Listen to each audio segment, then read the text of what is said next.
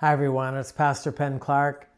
Back in 1978, Jesus stepped into my now. He stepped into my apartment and called me to follow him, be his disciple.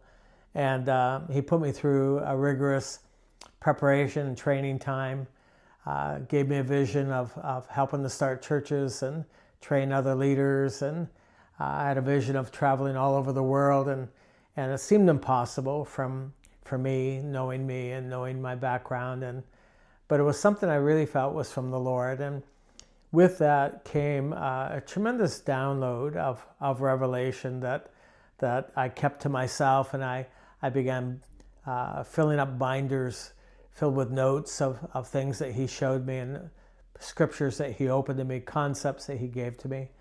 And so I've been faithful all these years to steward them and to keep track of them and continually whittle away, preparing them and making them more readable. And then about 15 years ago, some of the men in the church gathered around me, and they said that they felt it was time that I get some of the things that I've been writing published. And so I had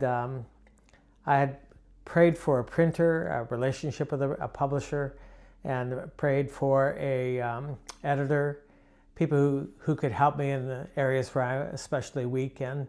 And Heather's always been my main editor, but I just felt I needed some outside influence, some people who could be frank with me and honest with me about where I was going, where I was headed with this new direction of writing out all these revelations. And so the Lord brought people in my life, different people from all over, who helped me with different aspects of it, helped me with covers, helped me with editing, helped me get a publishing site set up on the internet. All kinds of things happened. It converged all at that time, which I took was a sign from the Lord that I was to do this.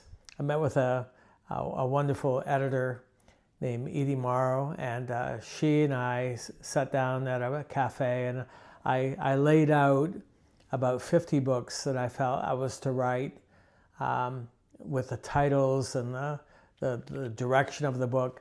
And she laughed at the audacity of that. Most people write one book a year and slowly put it out, and I felt I was to write all of these. They're all related. I felt I was to write them all at one time.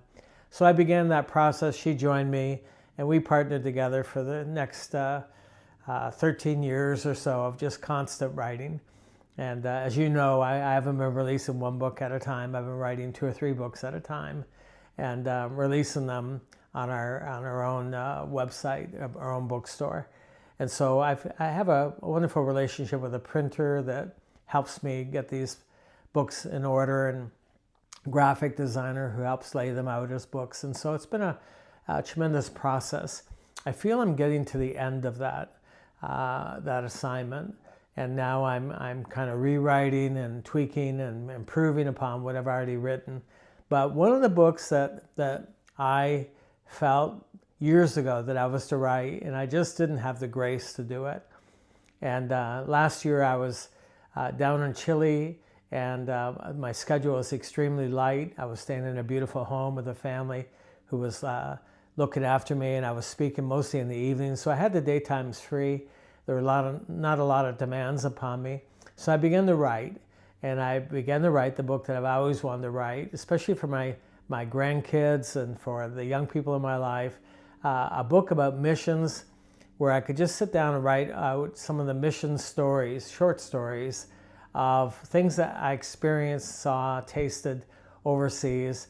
And I started to write, and I had so much fun with it. It was such a flow, just a great experience of reliving so many wonderful experiences. And I had journals, missionary journals that I kept. I had notes that I had sent out to people who supported me in prayer, and that I could give an account for some of the things that happened. And so I had some notes, but it was just so much fun just sitting down and reliving and writing out these experiences. And so many things have happened since that time, where I've got to meet some of those people again that I knew so many years ago, and rehash some of the stories. It's been wonderful. anyway, we're just getting ready to send that book to the printer. It's about my missionary journal, about the short stories of a young green missionary going out to, for the first time I started going in 1992 to India, then Ukraine and Haiti and South America, many places. And so it's been a wonderful experience. Even my coming to New York from Canada, I came with a missionary visa. They let me come across the border as a missionary. And so it's been a wonderful journey. This book has been a delight. I think it'd be fun for people to read, especially young people. That's how I'd like to see happen. If you got someone that you want to inspire, get a hold of this book. It's available on our online bookstore as a PDF.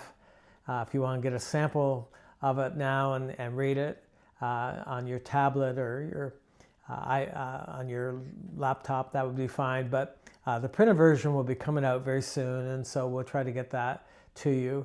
I've also taken the time to write and rewrite about my conversion and my spiritual formation, my call, what the Lord did in me that helped prepare me for the ministry. And I think that'd be helpful for anyone who's struggling with that process. And I try to write out what happened to me, the thinking that it would be an inspiration for other people. There's been a number of books these days that I've been writing that really go back into my early development. One's called Becoming Apostolic, and the other one is My Call and Spiritual Formation. One is Pillars of Authority that deal with local church authority. So there's been a number of books that have come out of my experience that it's the last of these books, I think. I have some that haven't been released yet, but as far as the actual writing, I'm getting really close to the end of that. And so anyway, if you see this online, get a copy of it as an ebook, and before long it'll be available in print. God bless you as you seek the Lord and as you serve Him. Amen.